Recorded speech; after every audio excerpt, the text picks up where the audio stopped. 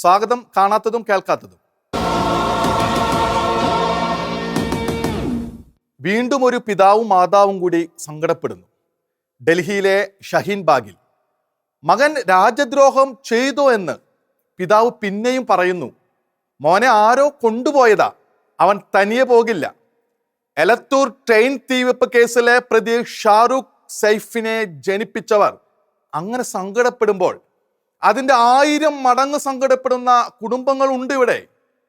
ഡൽഹിക്കാരൻ്റെ ദുഷ്ടത നിമിത്തം മരിച്ചവരുടെ പ്രിയ ജനങ്ങൾ, ഭാര്യയെയും കുഞ്ഞിനെയും നഷ്ടപ്പെട്ട ഭർത്താവ്, മറ്റു ബന്ധുക്കൾ, മരിച്ചില്ലെങ്കിലും മരണവേദനയ്ക്ക് തുല്യം വെപ്രാളം അനുഭവിച്ച കുറേയേറെ യാത്രക്കാർ, അവരുടെ ബന്ധുക്കൾ, മിത്രങ്ങൾ, പരിചിതർ.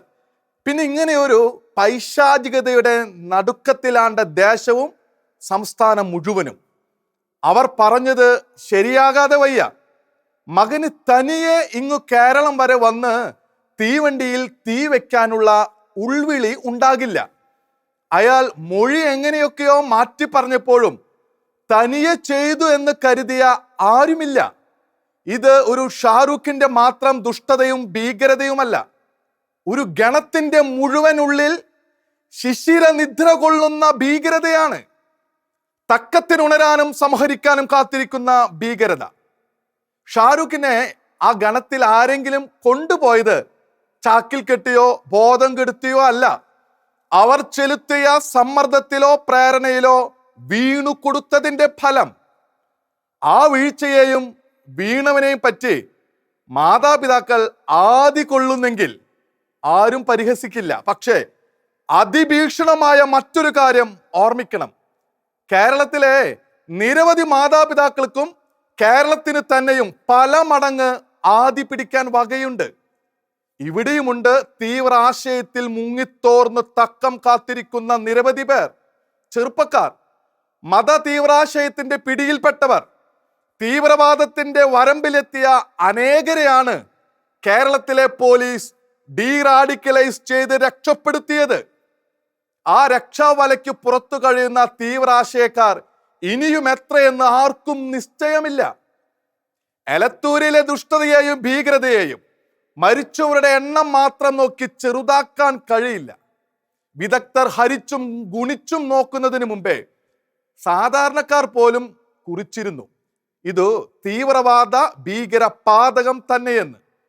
അടപ്പിന് സുഷിരമിട്ട കുപ്പിയിൽ പെട്രോളുമായി ട്രെയിനിൽ കടന്നുകൂടുക, തനിക്ക് അപരിചിതമായ നാട്ടിൽ ഓടുന്ന വണ്ടിയിൽ നിശ്ചിത സ്ഥാനത്തെത്തും വരെ കാത്തിരിക്കുക, സ്വതന്ത്രമായി നീങ്ങാൻ കഴിയും വിധം ട്രെയിനിലെ തിരക്കൊഴിഞ്ഞ നേരത്ത് മറ്റൊരു കമ്പാർട്ട്മെന്റിലേക്ക് കടന്ന് യാത്രക്കാരുടെ മേൽ പെട്രോൾ വീശിത്തളിച്ച് തീ കൊളുത്തുക.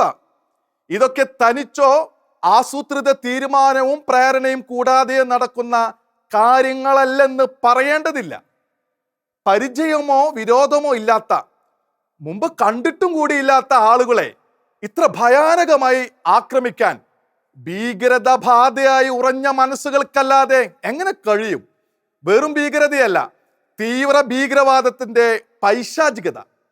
മരണവെപ്രാളത്തിലും ആരൊക്കെയോ ചങ്ങല വലിക്കുകയും തീവണ്ടി യഥാസമയം നിൽക്കുകയും തീയണയ്ക്കാൻ സാധിക്കുകയും ചെയ്തില്ലെങ്കിലോ?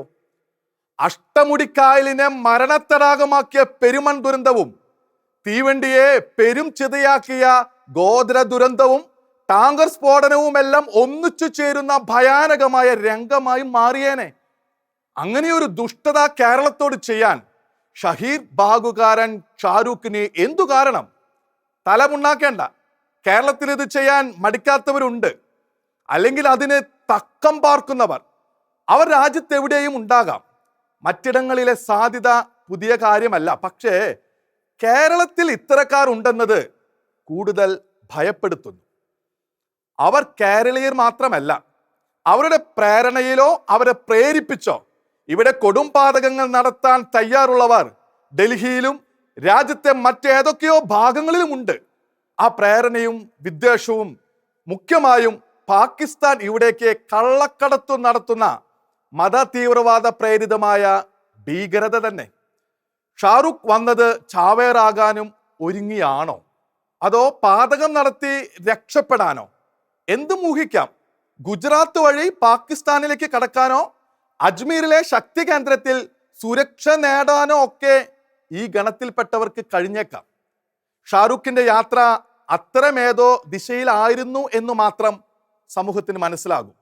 പക്ഷേ 3 ദിവസം വായുവിൽ ഒളിച്ച പ്രതിയെ കേരളത്തിന് പുറത്തെ പോലീസ് പിടികൂടി.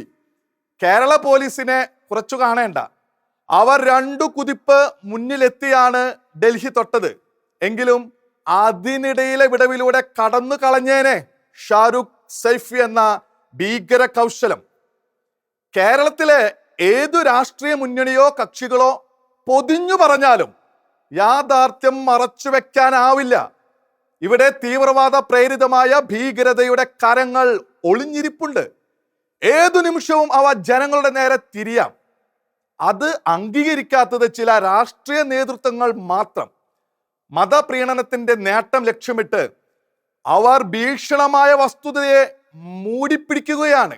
വ്യക്തിപരമായി അവർക്ക് നഷ്ടപ്പെടാൻ ഒന്നുമില്ല, കിട്ടാനുള്ളത് രാഷ്ട്രീയ ലാഭം. അതിനുവേണ്ടി പ്രതിരോധമില്ലാത്ത ജനങ്ങളുടെ ജീവനാണ് അവർ നിസ്സാരമായി കരുതുന്നത്. ഭീകരതയ്ക്ക് മതമില്ലെന്ന രാഷ്ട്രീയ നേതാക്കളുടെ പാട്ടല്ല. ഭീകരതയുടെ കണ്ണിൽ മനുഷ്യരില്ല എന്നതാണ് ശരിയായ പാഠമെന്ന് എലത്തൂരിലെ തീവണ്ടി ദുരന്തം ഒരിക്കൽ കൂടി കാണിച്ചു തരുന്നു. ഇരയാക്കപ്പെടുന്നവരുടെ മതവും പേരുമൊന്നും മത തീവ്രവാദത്താൽ പ്രേരിതമായ ഭീകരതയ്ക്ക് പരിഗണനാ വിഷയമല്ല. പ്രഖ്യാപിച്ച ശത്രുവിനെതിരെയുള്ള ഭീകരതയിൽ ആര് കൊല്ലപ്പെടുന്നു എന്നതും നോട്ടമില്ല. അതുകൊണ്ട് കേരളം ഇപ്പോൾ ഭയപ്പെടുക തന്നെ വേണം. ഇസ്ലാമിസ്റ്റ് തീവ്രവാദികളുടെ ഹിംസാത്മകമായ ഇടപെടൽ ഈ നാട്ടിലെ നിരവധി പേരെ സ്വാധീനിക്കുന്നതായി ഉത്തരവാദപ്പെട്ട പലരും പറഞ്ഞു കഴിഞ്ഞു. പോലീസിന്റെ തലപ്പ് തിരുന്നവർ വരെ അനുഭവങ്ങളും അത് ശരിവെക്കുന്നു. ഈ തീവ്രവാദികൾ ചെലുത്തുന്നത് മതപരമായ വിദ്വേഷത്തിന്റെ ദുസ്വാധീനമാണ്, ഹിംസയുടെ വെറിയാണ്. അത് പാകിസ്ഥാനുമായി മാത്രം ബന്ധപ്പെട്ടതല്ല, അറബ് ലോകത്തു നിന്നും കൂടി ഇറക്കുമതി ചെയ്യപ്പെടുന്നത്. അവർക്ക് രാഷ്ട്രീയ ലക്ഷ്യമുണ്ട്, മതാധിപത്യത്തിന്റെ രാഷ്ട്രീയ ലക്ഷ്യം. അത് നേടാൻ വേണ്ടി അന്യമതസ്ഥരെ മാത്രമല്ല അവർ ഇരയാക്കുക. സമാധാന ജീവിതം കാക്ഷിക്കുന്ന സ്വമതസ്ഥരെ കൂടി തീവ്രവാദികളും ഭീകര പ്രവർത്തകരുമാക്കി മാറ്റാൻ മടിക്കാത്തവരാണവർ. പോലീസിന്റെ ഡീറാഡിക്കലൈസേഷൻ വഴി റാഡിക്കലൈസേഷന്റെ ഭീഷണി നിലച്ചു കഴിഞ്ഞു എന്ന് ആശ്വസിക്കേണ്ട. അനേകം ചെറുപ്പക്കാർ ഇപ്പോഴും ആ വഴിയിലാണ്. മതത്തിന്റെ പേരിൽ തങ്ങളുടെ മക്കളെ ഏത് അറബശാലയിലേക്കാണ് തീവ്രവാദികൾ കൊണ്ടുപോകുന്നത്? എന്തുതരം കൊലയാളി പരിശീലനത്തിനാണ് അവർ പിടിച്ചെടുക്കപ്പെടുന്നത് എന്ന് മാതാപിതാക്കൾ മനസ്സിലാക്കണം. ആലപ്പുഴയിലെ വിദ്വേഷ റാലിയിൽ മുഴങ്ങിയ ഹിംസാത്മക വാക്യങ്ങളും മുഹമ്മദ് എന്ന പേര് പറഞ്ഞയാളെ വകവരുത്തേണ്ടത് തന്നെയെന്ന് ചാനൽ ചർച്ചയിൽ പറഞ്ഞ സ്വരവും വെളിവാക്കുന്ന ഭീഷണി നിസ്സാരമല്ല. എലത്തൂർ സംഭവം അതിന്റെ ഭയാനകത പെരുക്കുന്നു. ശ്രീലങ്ക അകലെയല്ലെന്ന ഭയങ്കരമായ തോന്നൽ ക്രൈസ്തവരെയെങ്കിലും ബാധിച്ചാൽ സ്വാഭാവികം, സംശയമില്ല. കേരളവും ഇനി പേടിച്ചേ മതിയാകൂ. ഏതു കോണിൽ ആരാണ് ഭീകരതയുടെ കരമായി മാറുകയെന്ന് ആശങ്കപ്പെടേണ്ടുന്ന അവസ്ഥ. കാണാത്തതും കേൾക്കാത്തതും അടുത്ത ആഴ്ച ഇതേ സമയം.